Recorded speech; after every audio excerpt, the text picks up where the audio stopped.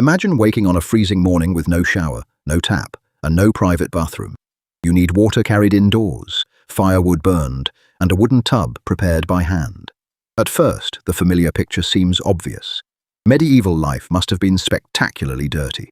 But that picture hides the first surprise. Medieval Europeans did not simply stop bathing. They washed at home, visited bathhouses, soaked in springs, and used baths as medical treatments. The dramatic retreat from public bathing happened unevenly, often after the Middle Ages had ended. So the real mystery is not why bathing vanished, but why its meaning changed. To understand that change, you first need to forget the modern meaning of bathing. Today, washing usually means stepping beneath running water inside a private, heated room. For a medieval household, a full bath demanded water, labor, fuel, time, and suitable space. That made immersion different from washing your hands, face, feet, hair, or intimate areas.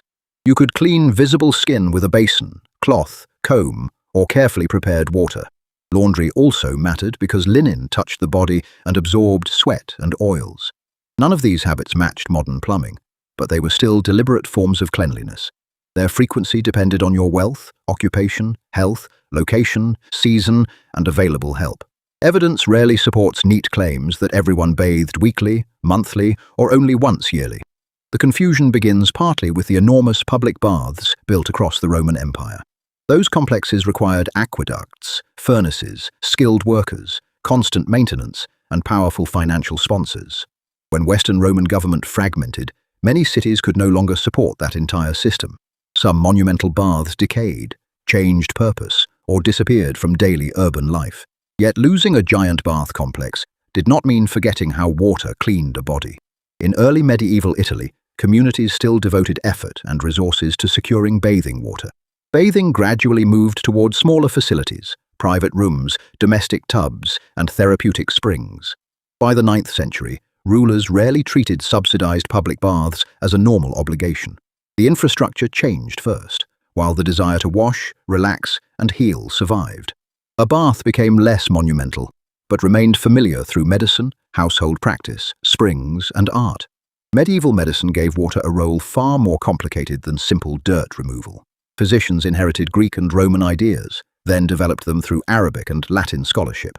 Health depended on balancing qualities such as heat, cold, moisture, dryness, movement, and rest. A carefully chosen bath could warm, cool, soften, relax, or encourage the body to sweat. Herbs and minerals could be added when physicians wanted water to treat particular complaints. Early English and German medical books included baths alongside drinks, salves, diet, and rest. From the 12th century, medical writing devoted increasingly detailed attention to therapeutic bathing. The influential regimen of Salerno linked warm baths with grooming, exercise, food, and recovery. Late medieval readers could even consult illustrated guides describing the virtues of different springs. Far from rejecting water, learned medicine turned bathing into a surprisingly elaborate science. In a prosperous town, you might enter a smaller establishment rather than a Roman palace. An attendant heated water, prepared wooden tubs, supplied linen, and sometimes offered medical services. Depending on the place, customers might sweat, soak, eat, talk, shave, or receive treatment.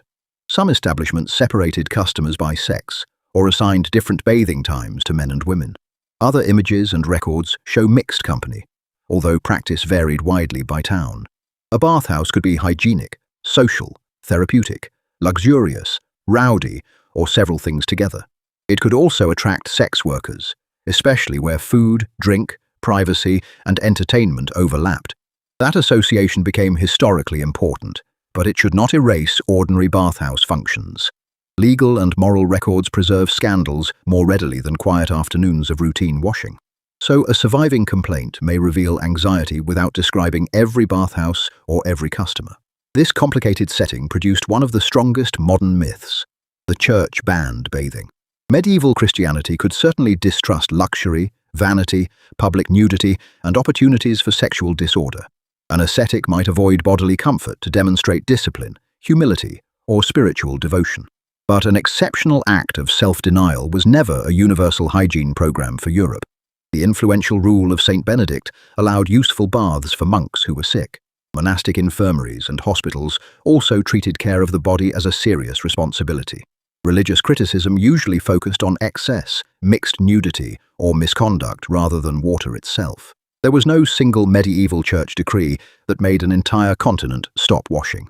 The medical value of a bath also contained the idea that later made bathing frightening. Warm water was believed to soften skin and open tiny passages throughout the body.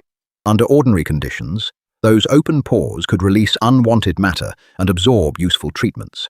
During an epidemic, however, openness could suddenly look like a dangerous weakness. If corrupted air caused disease, a relaxed and porous body might admit deadly vapors. After plague reached Western Europe in 1348, some authorities temporarily closed bathhouses during outbreaks. French evidence shows intermittent restrictions, resistance from owners, and continued bathing between emergencies. The Black Death therefore changed calculations of risk, but it did not empty every bathhouse forever. Some regions kept public bathing popular through repeated plague outbreaks and changing medical advice. The same bath could remain healthy on one day and seem dangerous during an epidemic. Another shock arrived near the conventional boundary between medieval and early modern Europe. In 1495, observers clearly recorded a severe syphilis epidemic spreading across the continent. Its symptoms were frightening, its origins were mysterious, and sexual transmission attracted moral blame. Bathhouses associated with prostitution now appeared more threatening to customers, physicians, and governments. Shared water was not the true root of syphilis, but sexual contact was enough. Disease fear and moral suspicion strengthened each other, making regulation easier to justify. Authorities could present closures as protection of health, public order, religion, or all three. This pressure arrived when some bathhouses already carried reputations for drinking and sexual commerce. Syphilis did not single-handedly end European bathing, and it certainly did not end washing. It accelerated an uneven retreat from particular public spaces during the 16th century. The timeline becomes clearer when you stop treating Europe as a single medieval village. In France, plague restrictions and later health fears contributed to repeated bathhouse closures. In England, public concern often centred on brothels, known as the Suffolk stews. Henry VIII closed those licensed stews in 1546, during the early modern period. That action targeted a regulated sexual district, not every English basin, tub, or private bath. German-speaking towns often retained bathhouses longer, partly because they provided established medical services.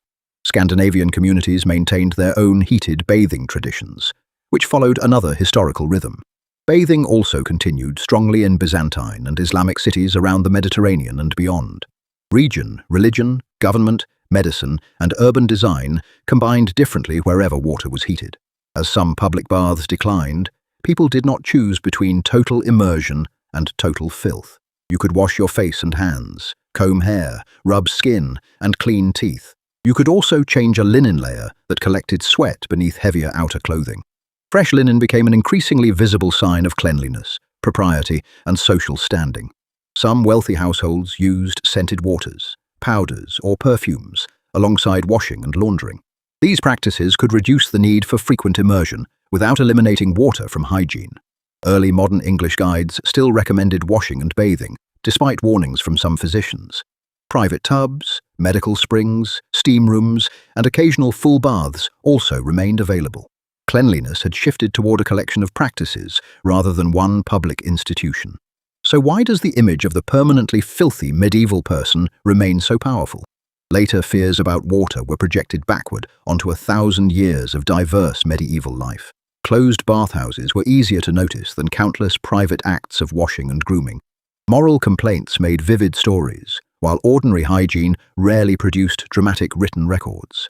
Later histories often treated public health as modern, making medieval life appear like its opposite. Movies then turned mud, sweat, and bad teeth into instant visual shorthand for history. The result compresses Rome, the Middle Ages, the Renaissance, and early modern Europe together. Medieval people never stopped caring about cleanliness. Their methods simply followed different limits and beliefs. What largely faded was one form of public bathing, not the human desire to feel clean.